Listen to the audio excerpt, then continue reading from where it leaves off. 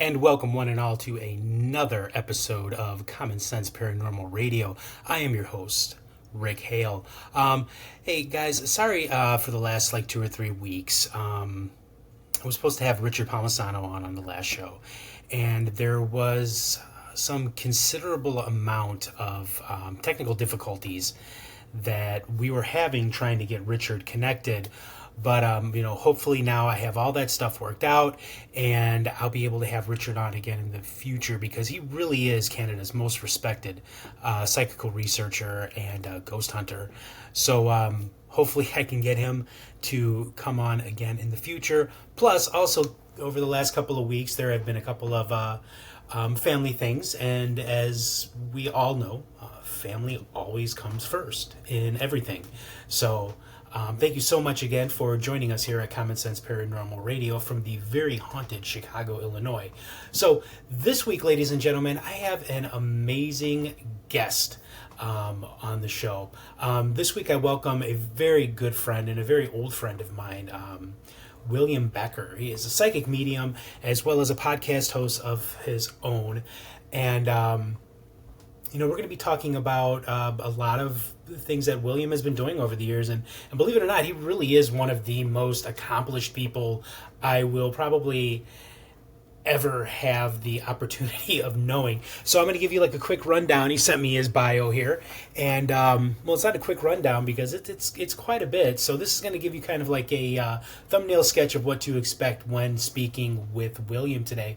It says here that William Becker, MPA, international psychic medium, psychic life coach, and teacher. Medium William Becker has worked with clients on 4 continents and has given presentations and classes at conferences in Europe as well as North America. As a psychic medium, William works with others to integrate their own specific spirituality into their everyday lives through metaphysics, psychic development classes, and events, speaking engagements, several types of readings, mentoring, and psychic life coaching. He assists people in the development of their own innate abilities to more fully experience and explore the world around them. William is also ordained to officiate at weddings. So if anybody is having a wedding, go to William.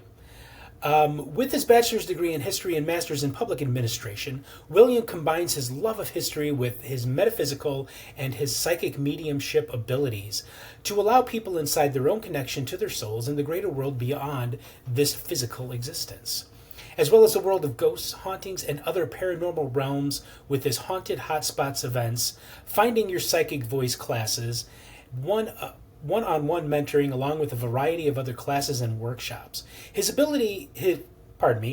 philosophy is that the more we know of our place and connection to the larger universe reality, as well as our past lives, the beings and worlds around us, the better we know how to more fully experience and live this life. One of his biggest joys in traveling is using his psychic abilities to bring the history, stories, and people of the location to life. He has watched the stonemasons and scribes carve and paint the tombs of the pharaohs and the buildings of Neolithic burial mounds. William has watched 2,000 years of history at one ancient fortification, starting with Roman soldiers' train, followed by the Byzantine army outpost at the same spot. He's watched the Ottomans as they control the location, followed by the Habsburgs up until the end of World War I. So, guys, in my time of being a paranormal researcher and ghost hunter, I've had the opportunity of meeting dozens of people who claim to have a gift. And I got to tell you something. I could probably count on one hand, and not even all 5 fingers, of the people that I do believe have a legitimate paranormal ability to either see the future, remote view, or speak to those who have passed on before us. And William, who I've known for many, many years, is definitely one of them. So we're going to be talking a little bit more with William about everything that he does and his abilities, as well as other aspects of his life, because he really is one incredibly interesting guy. Before we get to William, there is one thing that I would like to cover, and I guess I should have been a little bit more prepared in finding this morning, but I have to go over and look at my Common Sense Paranormal radio page to find this article because recently a movie has been released and it is controversial to say the least. It is the latest in the Conjuring universe, as they're calling it, and I kind of wanted to touch a little bit on that. So if you will just bear with me, I will find this, and we will go over it. A lot that I have to go through here on the page.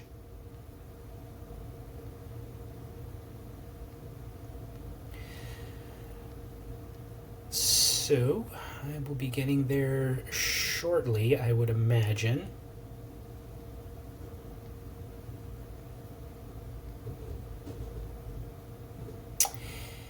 And just like that, for whatever reason, that has been removed from the internet. So here's the deal, ladies and gentlemen. As we all know, that when it comes to the Conjuring movies, this is about about Ed and Lorraine Warren. And I never like talking badly about the dead. They've both passed on, and I never really think that that's a great idea.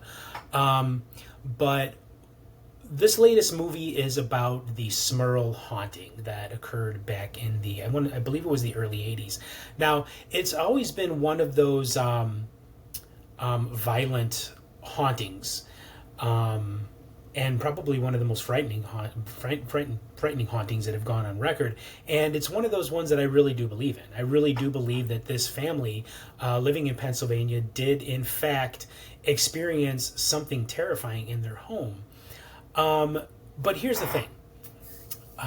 They brought the Warrens in on the case. And, as we've seen with Ed and Lorraine Warren over the years, they weren't exactly the paragons of truth that we've all been led to believe. And I will even admit myself that over the years, I was a fan at first until I, learned a little bit more about them. But as far as the Smurl haunting goes, one of the family members who dealt with this, Karen Smurl, has actually gone on record as saying that what was going on in the house was, not exactly everything that the Warrens said that it should be. And let me see if I can still find this.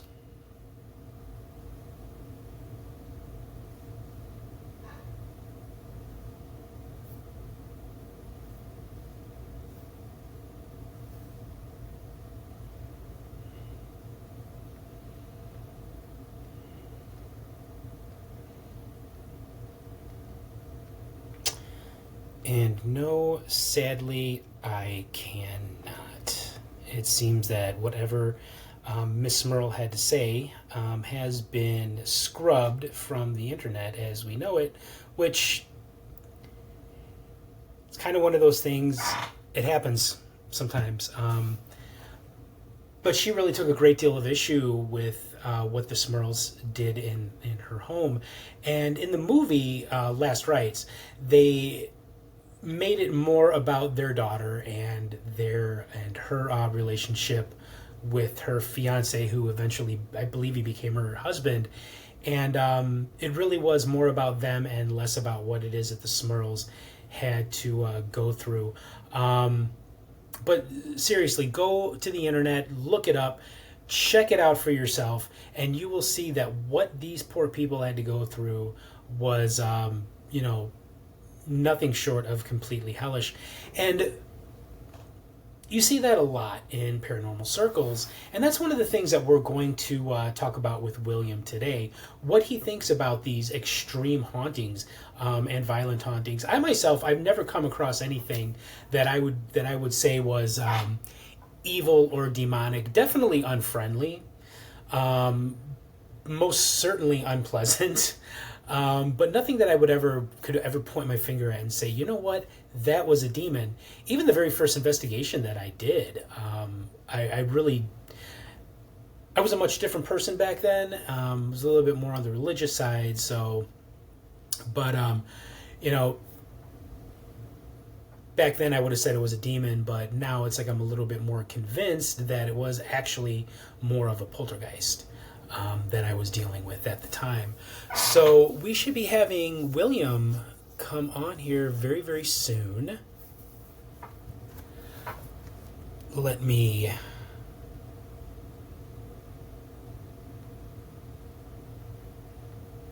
send him a message here on Facebook.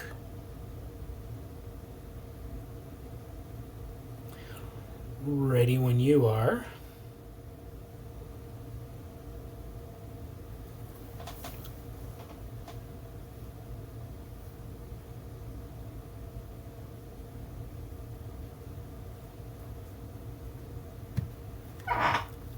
So hopefully William will be popping in on us anytime soon.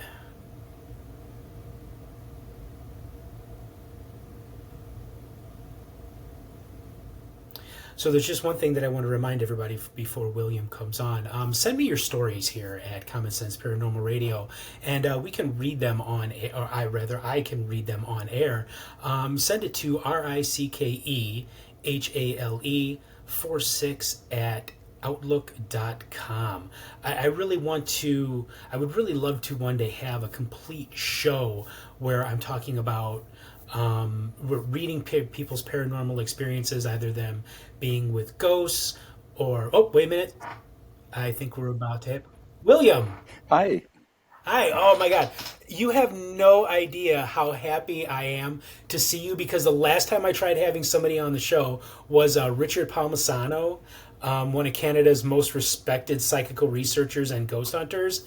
And that it did not go over well, man.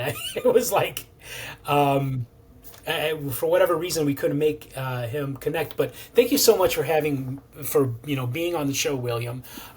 Oh, It is always a pleasure to have you on. Just the other day, I was thinking of the first time that you and I met. Do you remember when that was? oh, it was years ago. It was, you were a guest on Paranormal Underground Radio. Yes. It was the first time I had ever met you, and I remember calling you Bill.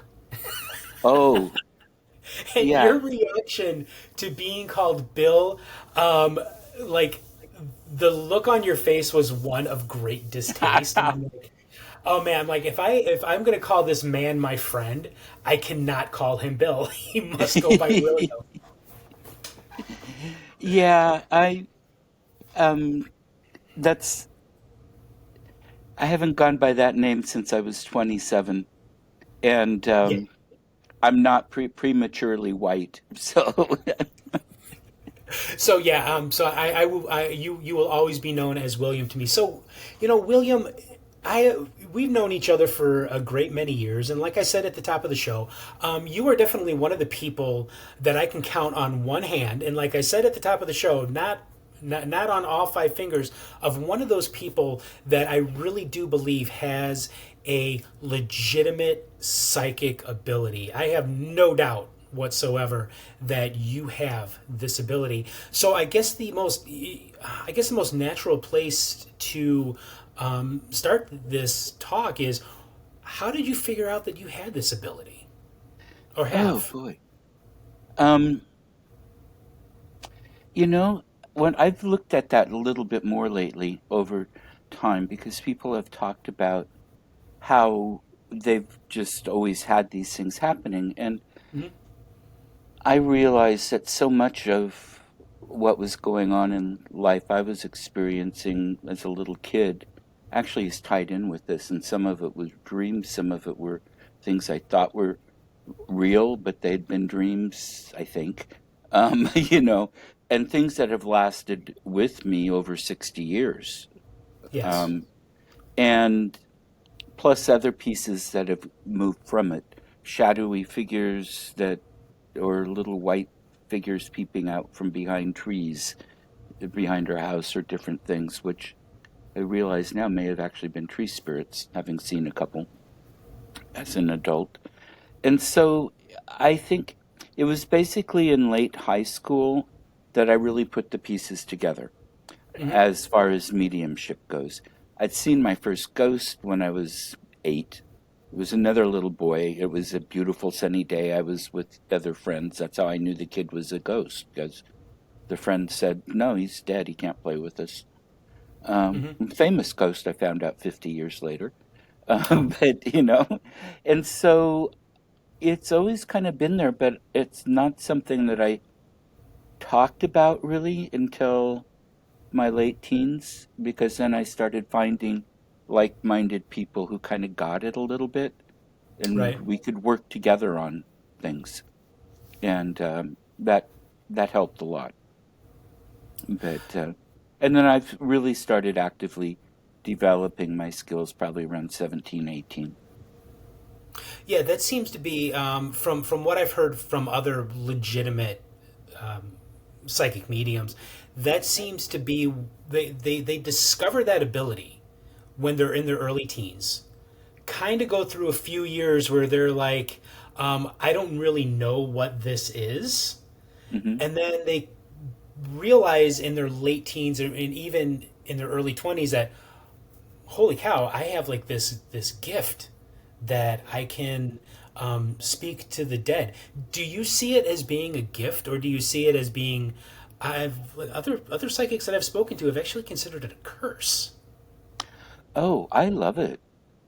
I'm Hmm. very grateful for this. And I know people have had that experience, but the way my mind works, a certain amount of neurodiversity here, Hmm. um, I have to tune in or pay attention. We're talking right now, so I'm Right. paying attention to us and the conversation. Hmm. And I could have somebody running around throwing things in my house, and they'd have to hit me with one of the things for me to really notice what was going on. Let's And hope that so, doesn't happen. oh yeah, and things get moved here, but nothing gets thrown here. So, Yeah. and sometimes I can identify who's moving it by what it is that's moved. Um, but yeah, so I haven't had that experience at all. I haven't had any bad experiences with beings from the other side, be they human or non-human. And I can't say the same about living or, breathing people. Was it you that coined the phrase breathing and breathing impaired? Yeah, it was. I think I used that for the. I used to use that quite a bit on Yeah, um, I use my it. previous. Yeah, I use it. I don't take credit for it, but I use it. But I couldn't remember if it was you or somebody else, so now I can give it proper attribution.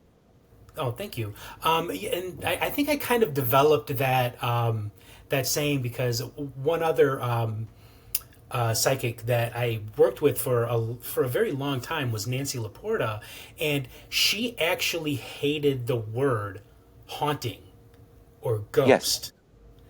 yes. Um, Thank you. yeah, yeah, and so I wanted to come up with something that was not quite so offensive because let's face it, I know you believe this as well, that in many ways we are dealing with the discarnate intelligences of people who have passed on. Right, right. And even if, you know, I can't I have no idea how many breathing impaired people I've talked to over the Hmm. decades. Um, I'm 68, and I've been, working on this over 50 years, so a lot. Um, and there, sometimes it's the imprint of their personality and intelligence that's here, and it can be Right. connected to their soul and communicate and do. Sometimes it's a visitor, sometimes it's somebody that likes to hang out. Hmm. But we leave behind part of our energy prints, and those prints can communicate. And that's what a lot of the entities, I think, are. And also, then just the point where I'm going with this is nobody's stuck. Nobody Sure. needs rescuing. Hmm. In my experience, there are people who make specialties out of rescuing and doing and have a very different understanding, and that's fine. I'm not trying to denigrate. their understanding. Right. Um, but these are beings that are part of a cosmic consciousness, and there's attachments with their souls, and to whatever degree they are represented here. And it's important to respect them and value them in their input. And Yeah. I yeah, go mean, ahead. I couldn't. Oh, I'm sorry. No, I was done. Yeah. Oh no, see, and I find that also as well. Like over this or over the weekend, my son had a meet, a cross country meet down in Peoria, and Jamie, my wife, and I, we visited Springdale Cemetery, Okay. which is supposed to be one of the most haunted cemeteries in Illinois. I wanted to visit this area called the Witches Circle, or it's also known as the A.S. Cole family plot. And Jamie brought up a very very valid point. The reason she doesn't like going on a lot of these things with me isn't because she doesn't necessarily believe in it, but she does fear that there is, not with myself, but with a lot of other people in the paranormal community, that a lot of people do this purely for entertainment, That and there's I have that a problem lot as of well. people, a lot of people who are what? I didn't quite hear. A lot of people do this purely for entertainment value, Yes. not not because they want to try and understand the history or even why this entity may be haunting. And I know that you feel very strongly about that as well. Yes, I do. And a lot of people also need the ego boost to be able to say they're special because they do this, Right. whether or not they have any actual skills. And there are a lot of people who claim mediumship for the same types of reasons. And I Oh, understand the psychology behind that. You've got a background with psychology, you understand. yeah. Um, and I don't want to bash the people, but it's dangerous.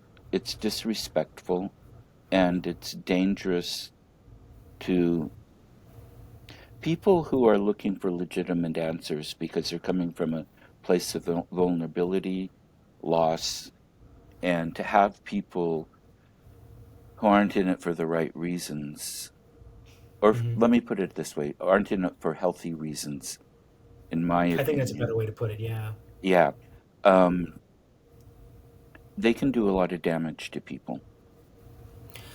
So explain that, because I mean, let's face it, this idea of hunting ghosts and whatever goes back to the 1880s, and there have always been charlatans, and they do cause a great deal of harm. So to you, William, what is that harm that can be caused by this?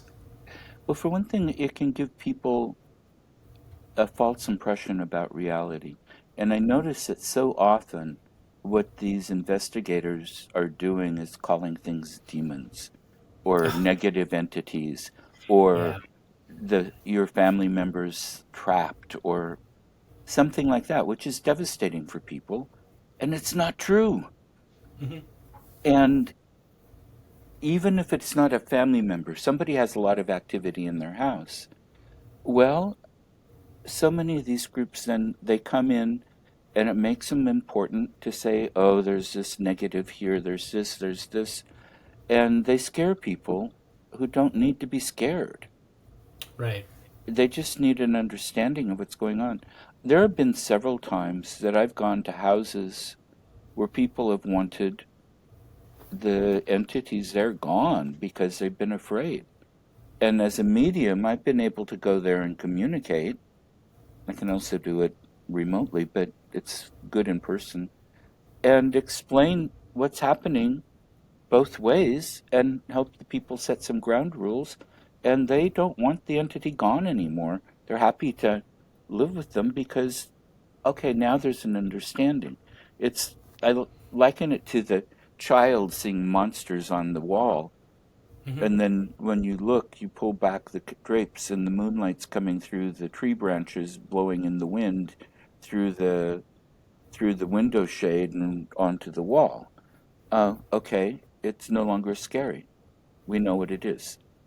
And when you are trying to make something other than what it truly is and communicate with it in a way that is healthy,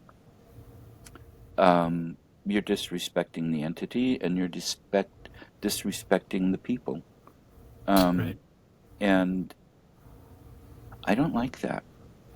I don't. See, Oh, I don't always succeed in being respectful, but with the breathing. But I do try. yeah.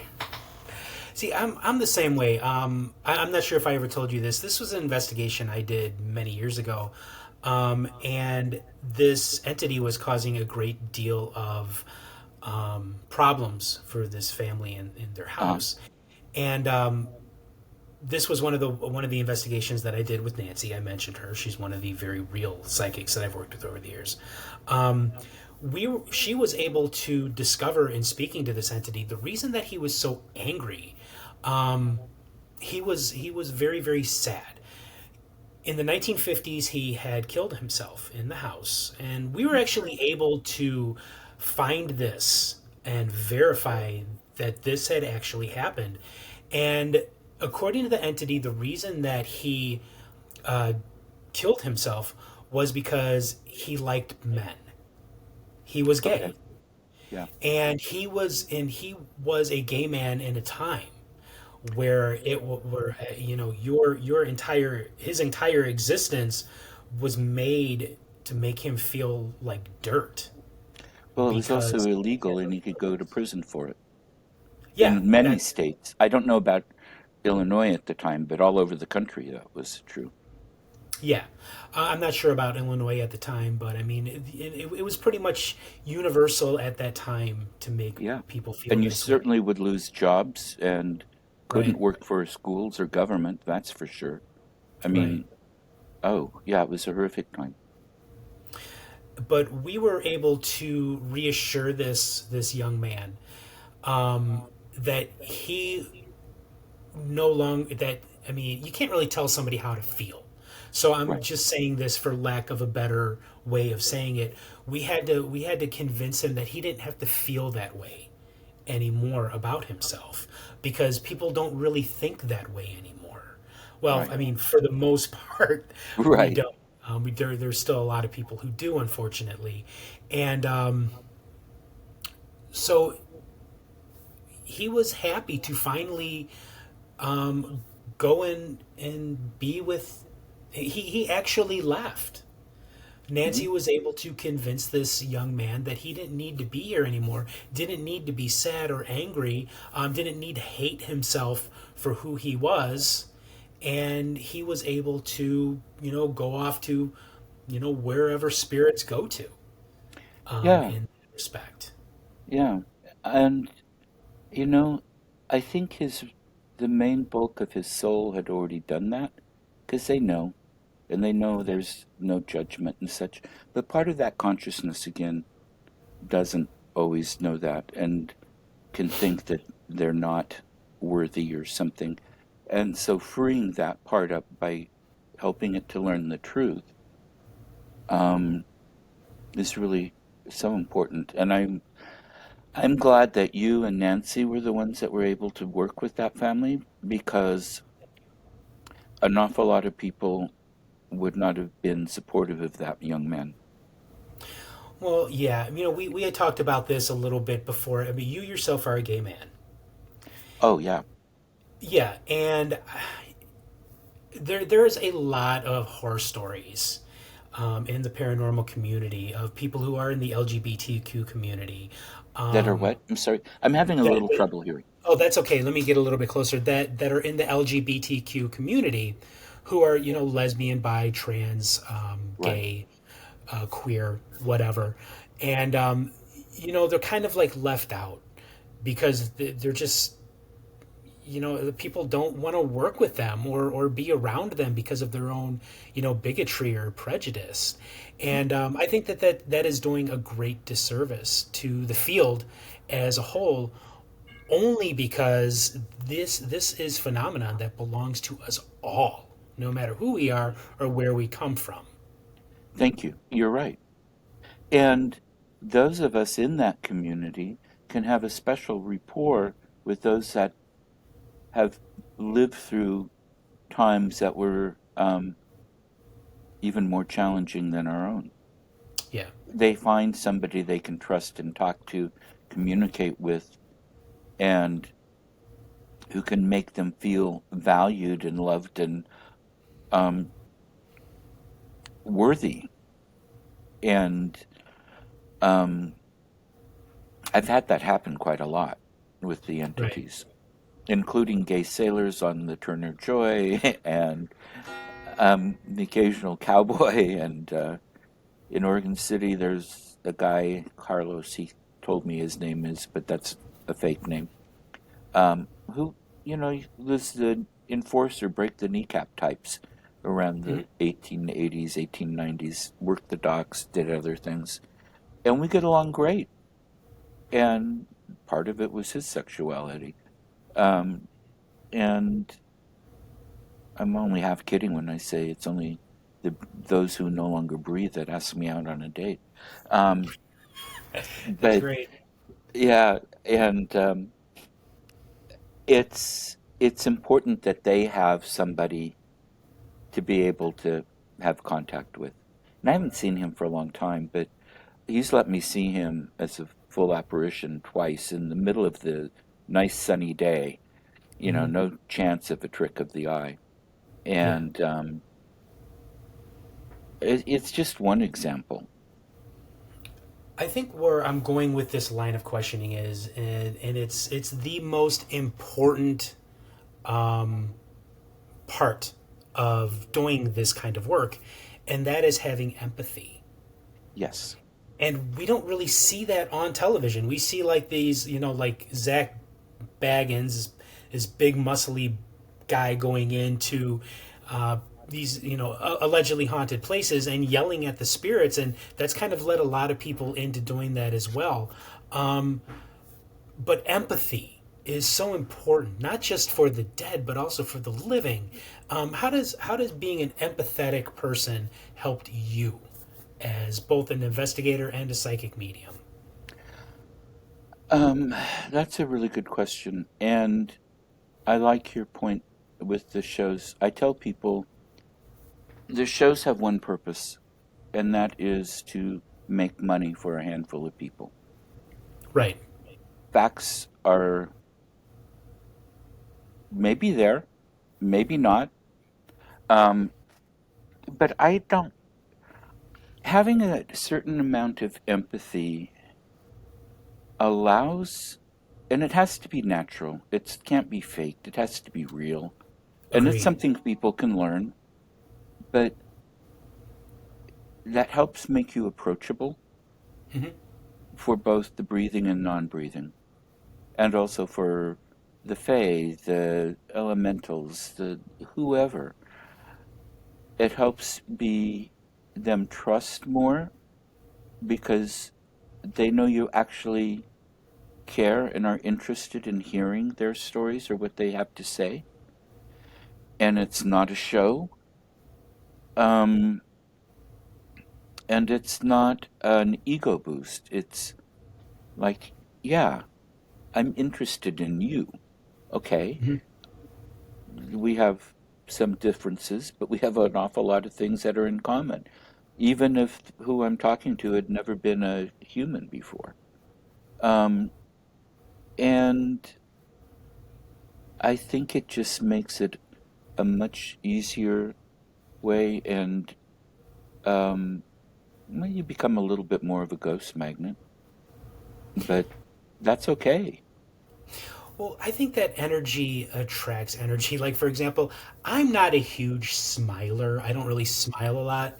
And I have been accused by people of having what they call resting bitch face. Oh yes, I know people who have. accuse themselves of that. I I got my don't own. see that about you, but Oh, well, thank you, thank you. I mean, but it's funny. It's like even Jamie herself will jokingly tell me that I have RBF. But when it comes to dealing with the spirit realm, it is not how you look; it is how you feel. Would you yes. agree with that? It's your vibe. Oh, absolutely. And the communication is telepathic. Hmm. You don't need to say things out loud. I do when I'm working with people or reading for a client, so they know both sides of the conversation. Right. And I will do it because I often, for notes, I'll take video. And so speaking both sides kind of out loud for my notes is important because usually by the time 20 minutes, an hour after I've done the reading or whatever, so much of the what I've picked up as a medium is okay, on to the next type thing. I don't remember it. Um, and for research and stuff, it's important to have that for me. Um, but yeah, I agree with you. I hope I'm making sense. I'm a little sleep deprived. No, you are absolutely making sense. And I mean, you and I, we've had these conversations between, you and I over the years Yes, on many different occasions. But I think it's important for my listeners and viewers for them to hear it for themselves because you really do have a lot of wisdom and your approach to the field and to the spirit realm, for lack of a better term, is a model, I think, for how we should all be doing this. It all should not be an ego boost. There should be a great deal of joy that is Rick, involved you're with this going because to make not me only are cry. you trying. Oh, Thank you. well, You're so you're gracious. welcome. Thank you. I really do mean that, and I think that we all really need to follow that model of empathy and compassion and trying to understand what is going on the other side of life because that kind of helps us understand what is going on this side of life. Would you Yes, agree? I do. I absolutely do. Yeah. And I also find it takes the fear out of dying. Oh, Mortality is part of what we've got. And what's on the other side, no matter the cause or reason for the death, is loving and healing and beautiful. And I've gotten this consistently from everybody I've talked to who's mhm, crossed over and my own visions into it. And sometimes it takes them a while to figure out what's going on, but right. there's no judgment, there's no punishment, there's learning and healing and being loved. And I think it's important for people here to understand that and know that. And so they don't have to be afraid of being punished or tortured or whatever their religion might have said in death. And even Right. people who don't follow a religion really anymore, it's part of the zeitgeist. It's part of what we've had ingrained in us the in this country anyway. Yeah. Um, and it's just not true. There's peace and healing and love, not horror. Yeah. When I was going through cancer, um, you were actually there and really helped out my family a lot, and I will always really appreciate. When I was going through cancer, Right, I was just saying that you really helped my family, and I really will always be eternally grateful for that. But when I was going through it, I had a lot. Death was a very real possibility, right. especially with the kind of cancer that I had. And I would always have people ask me, "Do you are you afraid of dying? Are you afraid that that's it? When if you die from Yeah, this, then is that it?" And I told them, I'm like, no, because I have seen so much and experienced so much to know that a piece of me even though my body would die, I'm not afraid of death. I'm just afraid of leaving behind those that I love. Right. That that a piece of me goes on, and Yes. it's important for people to know that. Yes. It is. And it's a piece of you that's not going to be in turmoil or terror. It's a piece of you that's going to be free of all of the pain and suffering and sorrow that you went through here. Now, Right. sometimes it takes a little while to get there's a healing process because this world beats us up pretty badly. And Yeah, it really does. so there's a definite healing process, but it's a healing process. It's a beautiful thing. It's not a punishment, and it's different for every person. Right. It's not a cookie cutter or one size fits all. It's not a factory. So let's go over some of that because like I read most of your bio Okay? before you came on the air, and I mean it's you really are one of the most accomplished people I've ever had or ever had the opportunity to speak to, Well, and thank you. you're welcome. Um, one of the you give a lot of classes, and one of Yes. those classes is finding your psychic voice. So I want to go into that with this question. I've oftentimes heard it said that everybody is born with some psychic ability. And if we are, is that what you teach people in these classes to find? Yes. Um, and thank you for asking that. You're welcome. That's my belief for an experience, and I think it was part of what saved us before we had language. Hmm. I think it was part of being able to tell, oh, yeah, we better be careful. There are other people with clubs coming that direction and two saber-toothed tigers over there. We better go this way. Yeah. Um, and it's there are so many different names people can have for it, but we have a society that focuses on material, not spiritual, and even that part that focuses on spiritual tends to think the mediumship and psychic work is rubbish, and so parents tell their kids, "Oh, it's just your imagination, and it's this and this," and they don't Right. mean harm. They think that's true, and sometimes it is a kid's imagination, but Sure, of course. sometimes there's more to it than that. And um, I've had a lot of people say, "Oh, yeah, I used to have this, and, I shoved it down because of whatever, or I got busy, and I want to get it back."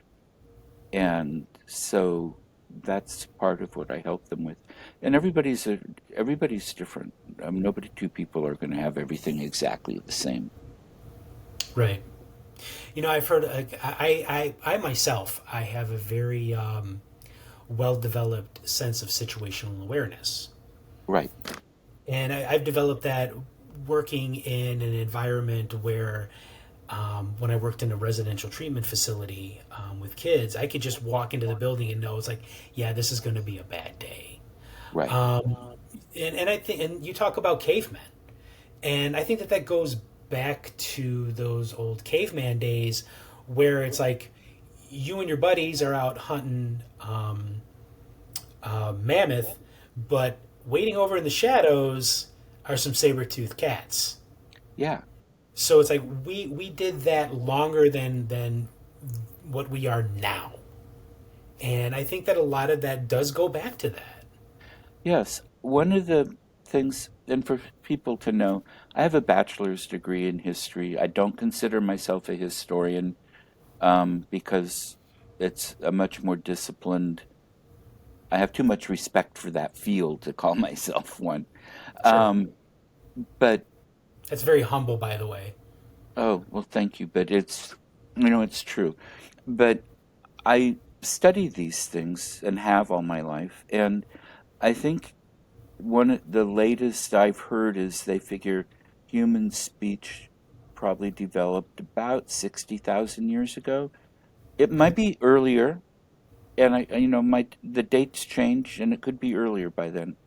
Homo sapiens have been around.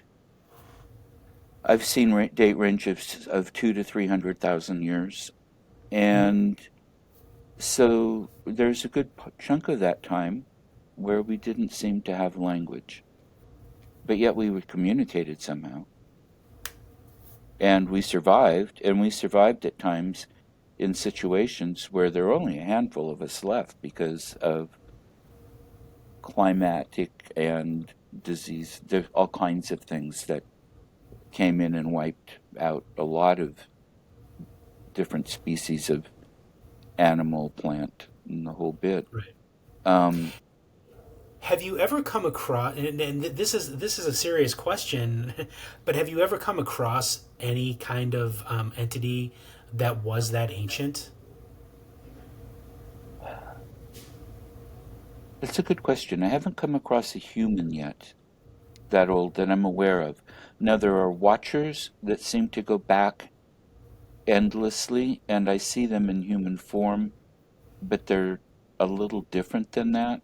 So I'm Hmm. not going to say they actually lived in our corporal bodies, but they present that way. Um, I've talked to Fae that seem to be timeless, but again, I don't know that. Hmm. And they are interdimensional so much. They, they wouldn't count in your question. Okay. As far as humans go, I haven't yet.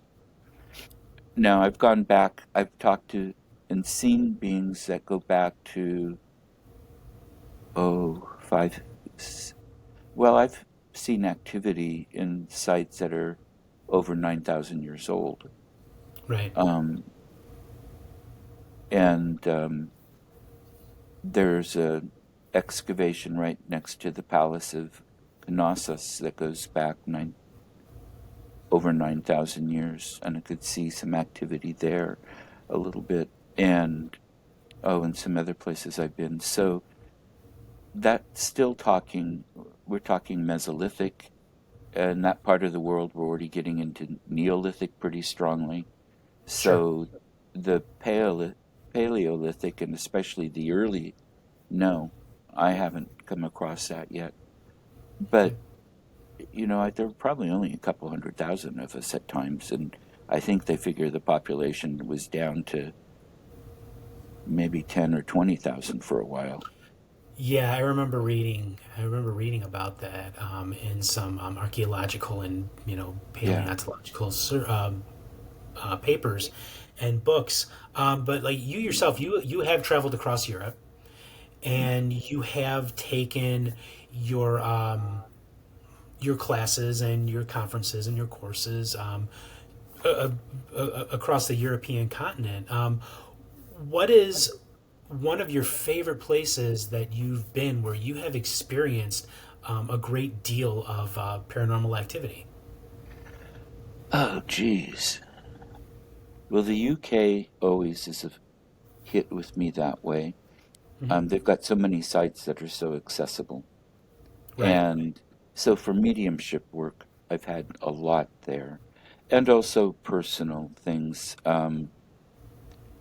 like the Old Bell Hotel in Malmesbury is the oldest purpose-built hotel in the UK.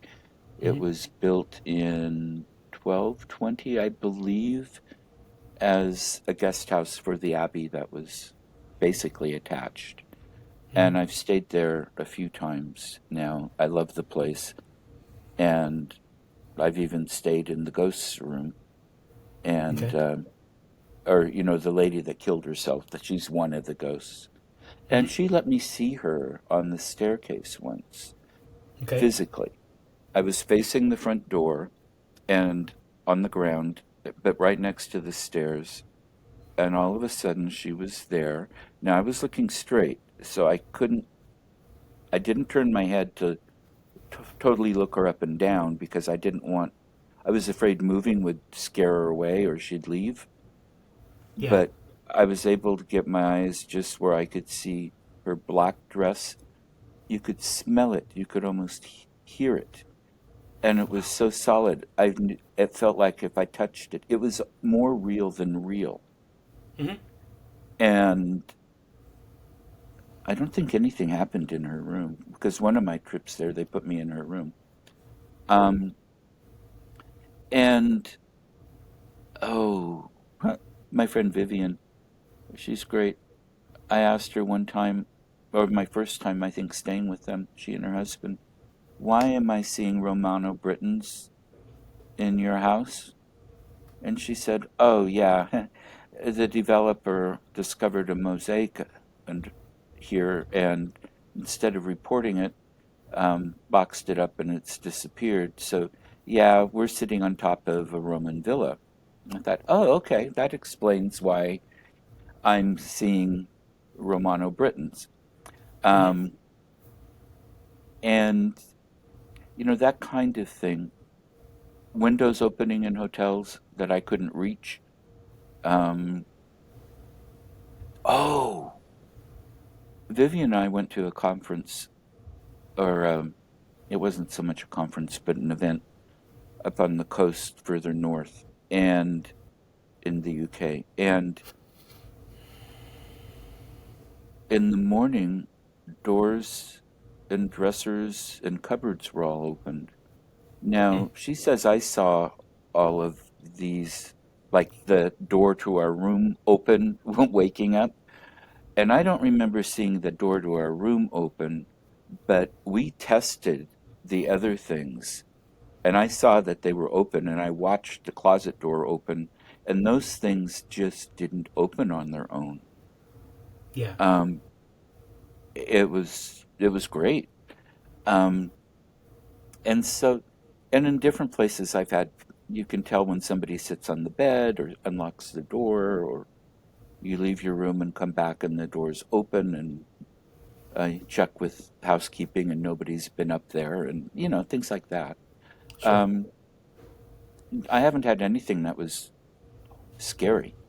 Frightening. I think that if we're honest with ourselves, most people in this community and in this field don't have anything Yeah. that's frightening. There is something else that I wanted to cover before I let you go, and you are an author, Yes. and your book, "In the Footsteps of My Forebears." Well, what exactly is that about, and where can people find that book? Okay.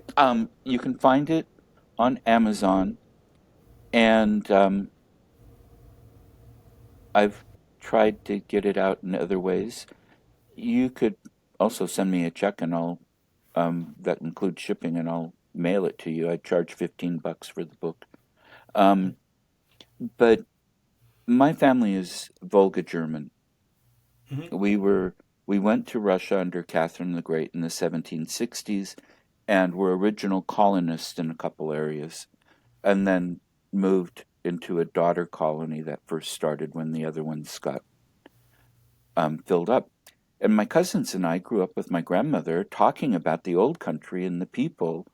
Shoot, I was out of university already before she passed, and she lived 6 miles down the road. So, lots of time. And there was a tour to these areas um, put on by the Volga German Society and some tour historians and tour guides over in Russia who are also Volga German and spoke good English.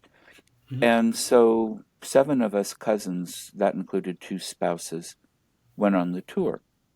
And the book is photography and some of the history. I mean, they're short histories and stuff, along with my psychic readings, my mediumship readings about each of the villages we went to.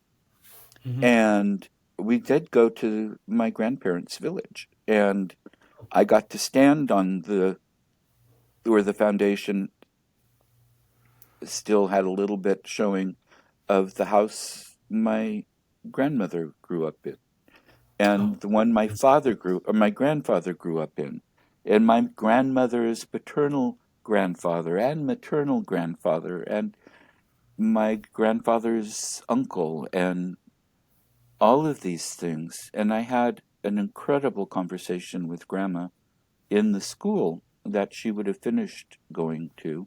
It was Hmm. that particular one was built um, when she was in the latter part of her school career.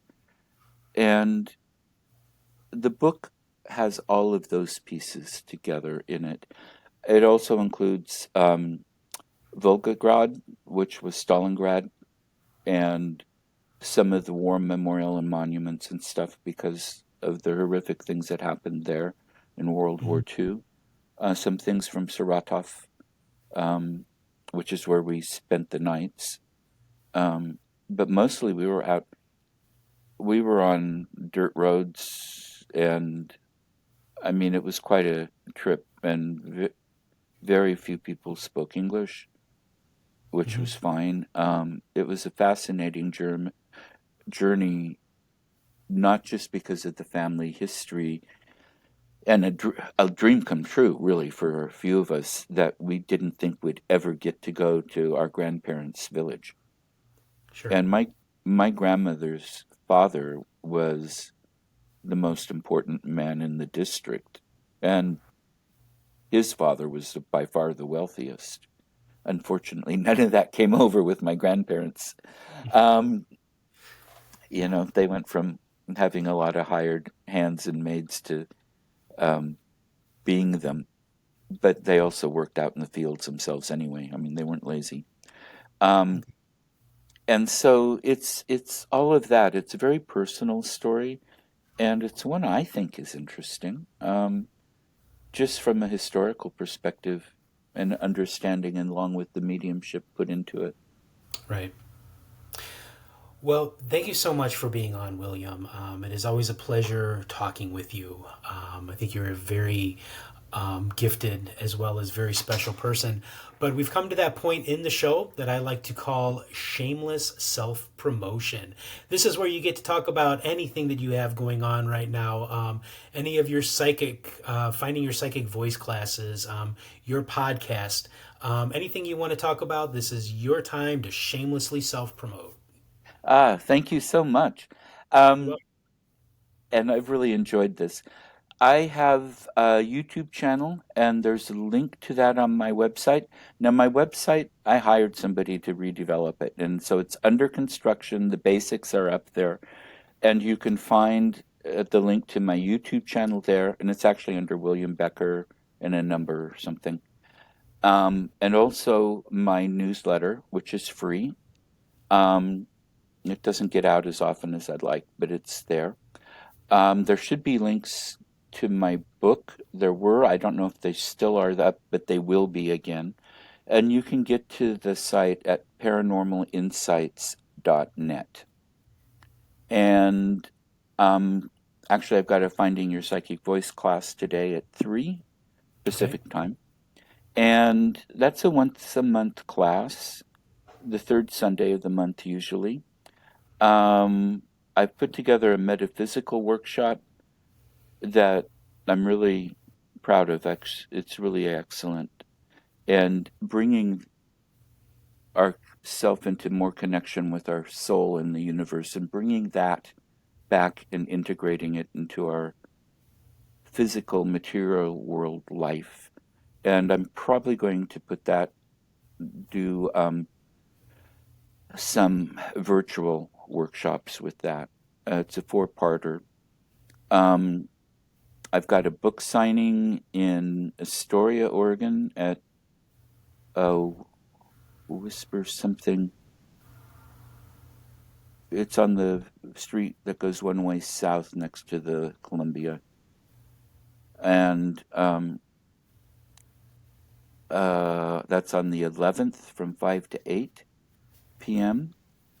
And I'm always looking, I like to take classes, workshops on the road, and I'm happy to work with people anywhere in the world as long as we can do the financing and ticket sales and all that in such a way it pays my costs and a little extra. Sure. Um, and I teach classes on reading the history. I teach classes on um, working with other realms and reading and talking to, connecting with elementals. Um, I teach classes on all kinds of things dealing with the metaphysical realm and the interdimensional realm. And Oh, very good. paranormalinsights.net, you should be able to get a hold of me there. And William at aosj.net is probably the shortest email address to get a hold of me. And All I've right, got very another one, but it's the paranormalinsights.net. okay. So Well, thank you so much, William. It has been a pleasure, having this chat with you, and I hope that everybody, learned a little something, and I hope that, um, you know, you have people that will contact you. So, thank you, everybody, again for listening to and watching Common Sense Paranormal Radio. My guest was William Becker. I am Rick Hale. Always come back because you never know who's going to drop by. Good old Common Sense Paranormal Radio. Have a nice week, everybody, and thank you once again, William. thank you, everybody. And Rick, thank you. You're welcome. Have a good week. Yeah.